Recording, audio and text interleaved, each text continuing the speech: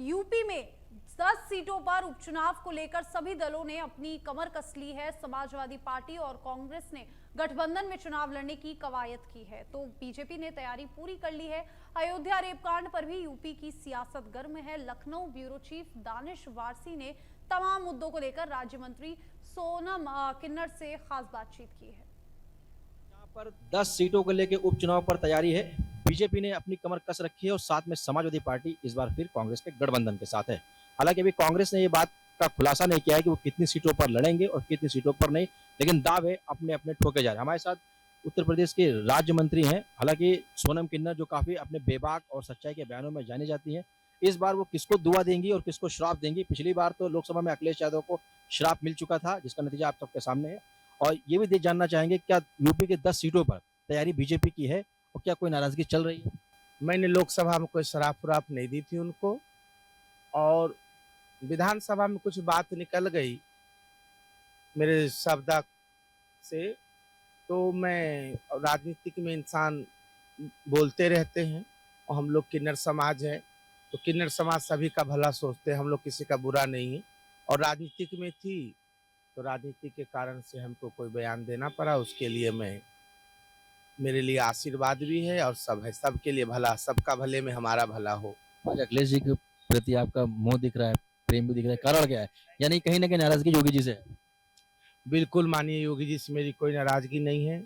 माननीय मुख्यमंत्री जी हमारे गार्जियन हैं, उत्तर प्रदेश के 25 करोड़ जनता के नेतृत्व कर रहे हैं, मुख्यमंत्री पद पे हैं, मुख्यमंत्री हैं, और बाबा जी एक पीठाधीश्वर हैं। माननीय योगी आदित्यनाथ जी हम सबके मार्गदर्शन, नेतृत्व करने वाले व्यक्ति में उनसे नाराजगी रह के कहाँ चल पाऊंगी।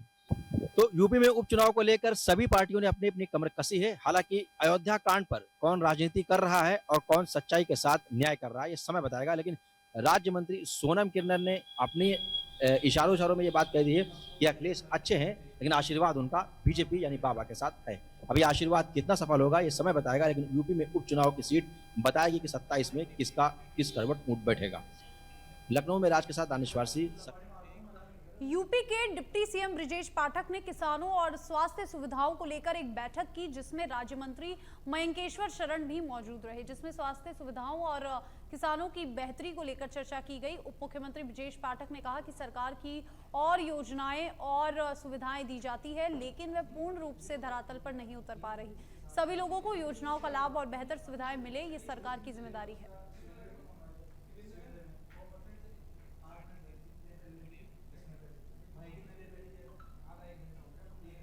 आगे बढ़ाने का काम किया है। इसके माध्यम से स्वास्थ्य के क्षेत्र में हम और अच्छा क्या कर सकते हैं, और पिछले 5 वर्षों में जो काम हुआ है उस पर हम लोगों ने गहन अध्ययन किया है, और आने वाले दिनों के लिए एक बड़ा प्लान तैयार करने के लिए हमने कहा है। मुझे पूरी उम्मीद है फाउंडेशन के साथ जुड़ करके उत्तर प्रदेश की स्वास्थ्य सेवाएं और भी बेहतर हो सकेंगी। मैं उत्तर प्रदेश सरकार की तरफ से bill and Melinda Gates foundation का बहुत बहुत धन्यवाद ज्ञापित करता हूँ। बांग्लादेश के तख्ता पलट से भारत में भी हलचल मची हुई है। उत्तर प्रदेश के पीलीभीत में 70,000 से ज्यादा आबादी बांग्ला भाषी लोगों की है। वो लोग हैं जिनको पाकिस्तान और बांग्लादेश के बंटवारे के बाद यहां विस्थापित किया गया था। बंगाली समाज के लोगों के रिश्तेदार, कोई चाचा, कोई मामा, कोई सास ससुर बांग्लादेश में रहता है, और तख्ता पलट के बाद से लगातार इन लोगों की बातचीत हो रही है। और इन लोगों का कहना है कि वहां पर नेट काम नहीं करता, बीच बीच में उन लोगों से बात हो जाती है। इन लोगों का कहना है कि हमारे परिवार वहां पर उनके साथ मुस्लिम लोग ठीक व्यवहार नहीं कर रहे, मारपीट कर रहे हैं। उन लोगों का बचाव मुश्किल है, मंदिर तोड़े जा रहे हैं, आगजनी हो रही है, उन लोगों को बचाया जाए। वही की हालत, बातचीत तो हो रही है। मेरा भैया है, भाभी, फिर दीदी, जीजा, सभी लोग वही रहती है। बातचीत हो रहे हैं हम लोगों से। वो लोग ये बता रहे हैं कि जो उधर का जो दुर्दशा है बहुत गंभीर है। जैसे कि मुसलमान लोग जो है बहुत परेशान कर रहे हैं उन लोगों को।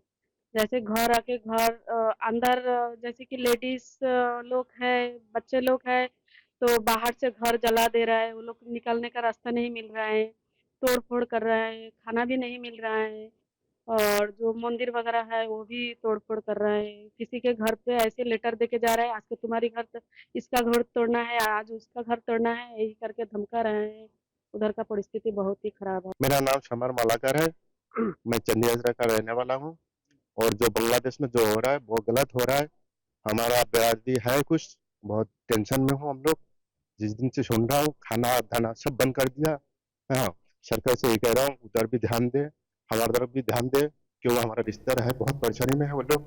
हाँ, और इतना है कि सरकार बढ़िया करके ध्यान दे कि उसको भी कोई दिक्कत ना हो और जहाँ है बढ़िया रहे, हमारी इतना ही कहना है। खबर उत्तर प्रदेश के इटावा से है, जहां पर इकदिल थाना क्षेत्र अंतर्गत मनिया मऊ गांव से सटे शराब के तीनों ठेकों को न खोले जाने की मांग को लेकर महिलाओं ने करीब 5 घंटे तक प्रदर्शन किया। महिलाओं का आरोप है कि 3 लोगों की शराब पीने से मौत हो चुकी है और इसके बावजूद प्रशासन संज्ञान नहीं ले रहा है। वहीं प्रदर्शन की सूचना पर आबकारी इंस्पेक्टर और थाना पुलिस मौके पर पहुंची, जो महिलाओं से समझाइश करते हुए नजर आए।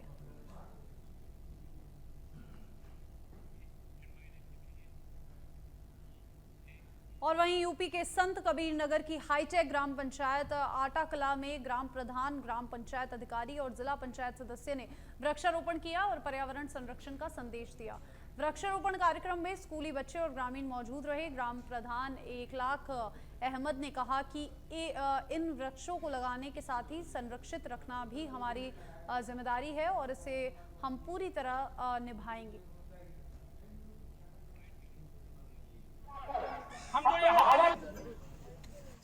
हमारे जिले के शानदार जिलाधिकारी माननीय महोदय का ये आदेश था कि राजस्व जितने भी गांव हैं, ग्राम पंचायतों के जो राजस्व गांव हैं, उन हर गांव में हरिशंकरी वृक्षारोपण किया जाए। अब हरिशंकरी वृक्षारोपण में पीपल, बरगद और पाकड़, इन 3 वृक्षों को एक गड्ढे में ही लगाना है। इसके फायदे बहुत, अगर हम इसे एक साथ लगाते हैं, हम पुराने ज़माने से सुनते आ रहे हैं कि पीपल का पेड़ हो या बरगद का पेड़ हो, इस पे भगवान का वास होता है। लेकिन अगर उसको साइंस के हिसाब से भी देखा जाए तो ये तीनों पेड़ ऐसे हैं कि जो 24 घंटा ऑक्सीजन देते हैं। और ये 24 घंटा ऑक्सीजन, इंसान की ज़िंदगी में अगर 2 मिनट ऑक्सीजन ना मिले तो इंसान जीवित नहीं रहेगा, कोई जानवर भी जीवित नहीं रहेगा। तो ये जो उनका शानदार पहल है, मैं आटाकला ग्राम पंचायत की तरफ से उनके इस प्रयास को बधाई भी देता हूँ और ये यकीन भी दिलाता हूं कि आटा, बेला और नरसिंहपुर के तीनों जो पेड़ लगाए जाएंगे, इन तीनों को मैं यूपी के चंदौली से खबर है, स्कूल बस की टक्कर से वृद्ध महिला की मौत। बस को बैक लेते समय हुआ हादसा, बस चालक मौके से फरार। शहाबगंज थाना क्षेत्र के रसिया गांव का मामला बताया जा रहा है, जहां पर स्कूल बस को बैक लेते समय महिला की मौत हो गई और यहां पर स्कूल बस की टक्कर से यह हादसा हुआ। और जब बस को बैक लिया जा रहा था तब वृद्ध महिला को टक्कर लगी और उससे महिला की मौके पर ही मौत हो गई और बस चालक मौके से फरार बताया जा रहा है। सीमा हैदर और सचिन की प्रेम गाथा तो आप लोगों ने सुनी ही होगी, और जिसमें सचिन ने नेपाल के रास्ते पाकिस्तान की सीमा और उसके 4 बच्चों को अपनाते हुए भारत में अपने घर लेकर आया, तो वहीं महाराजगंज के सचिन ने नेपाल के ही रास्ते नेपाल की ही रहने वाली कंचन को अपने देश लाया। 2 सालों तक साथ रहने के बाद उसे दर-दर की ठोकरें खाने के लिए छोड़ दिया, जिससे आहत नेपाल की रहने वाली प्रेमिका कंचन ने प्रेमी सचिन के निचलौल थाने में तरीर देकर न्याय की मांग फिलहाल की है।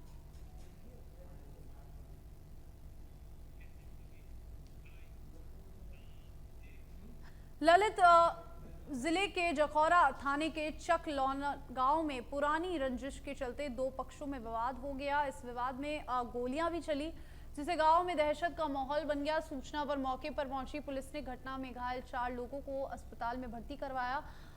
मामले को लेकर फिलहाल पुलिस जांच कर रही है। थाना जखौरा अंतर्गत ग्राम चकलालोन में 2 पक्षों के बीच मारपीट और फायरिंग की सूचना प्राप्त हुई थी। इस सूचना पर थाना जखौरा पुलिस द्वारा त्वरित कार्रवाई करते हुए मौके पर पहुंचकर विवाद को नियंत्रित करते हुए घायलों को इलाज के लिए CHC जखौरा भेजा गया। घायलों के पैर में छर्रे लगे हैं और सभी की स्थिति सामान्य है। दोनों ही पक्ष एक ही जात और एक ही गांव के निवासी हैं। प्रकरण में पीड़ित पक्ष की तहरीर के आधार पर सुसंगत धाराओं में अभियोग पंजीकृत कराया जा रहा है और मामले की पूरी गंभीरता और गहनता के साथ जांच की जा रही है। जो लोग भी दोषी पाए जाएंगे उनके विरुद्ध कठोर यूपी के कुशीनगर से खबर है, सिपाही का रिश्वत लेते हुए वीडियो वायरल हुआ है। बरवा पट्टी थाने पर तैनात है घूस लेने वाला सिपाही रंजीत और किसी मामले को मैनेजर के लिए घूस लेते हुए यहां पर सिपाही देखा गया। यूपी के कुशीनगर से खबर, जहां पर किसी मामले को मैनेज करने के लिए घूसखोरी की गई। सिपाही द्वारा यहां पर रिश्वत ली गई और इस रिश्वत लेते हुए वीडियो बनाया गया और ये वीडियो अब वायरल हो रहा है।